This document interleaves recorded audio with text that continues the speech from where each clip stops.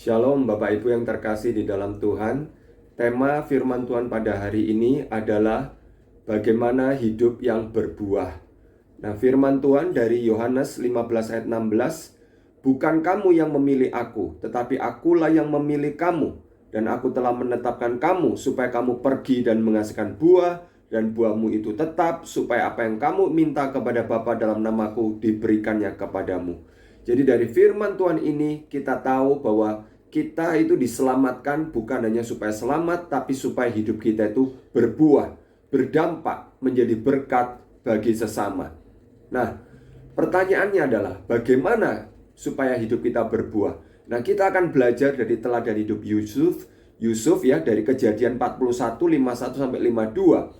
Yusuf memberi nama Manasye kepada anak sulungnya itu sebab katanya, Allah telah membuat aku lupa sama sekali kepada kesukaranku dan kepada rumah bapakku.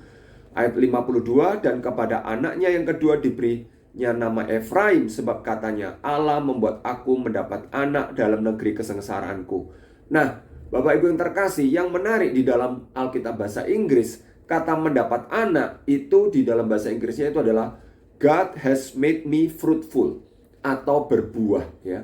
Nah, jadi apa yang kita bisa belajari dari kehidupan Yusuf ini? Hidup yang berbuah itu perlu diawali dengan melupakan masa lalu yang pahit. Segala hal-hal yang buruk yang sudah kita alami yang diizinkan oleh Tuhan. Seperti misalnya dalam kasus Yusuf ya. Yusuf itu kan dilahirkan dalam keluarga di mana ada ketidakharmonisan ya. Karena apa? Karena dia dibenci oleh kakak-kakaknya yang 10 orang itu, sampai akhirnya dia dijual ke Mesir, lalu dia menjadi budak ya. Nah, ketika posisinya sudah bisa lebih enak, kemudian dia difitnah oleh istri Potifar, dia dimasukkan penjara Bapak Ibu. Lalu kemudian apa? Dia dilupakan oleh juru minuman raja. Ya, padahal dia sudah bisa menafsirkan mimpinya. Sampai akhirnya apa? Suatu saat kemudian dia menjadi orang nomor 2 di Mesir ya. Nah, jadi Bapak Ibu yang terkasih, hidup kita pasti ada hal-hal yang tidak enak, bahkan yang mengecewakan, yang pahit. Jangan biarkan masalah-masalah membuat kita itu mengalami kepahitan. Supaya apa? Kita bisa berbuah.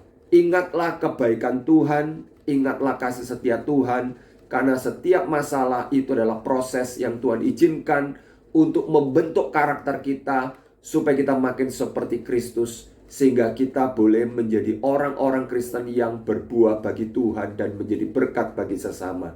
Tuhan memberkati.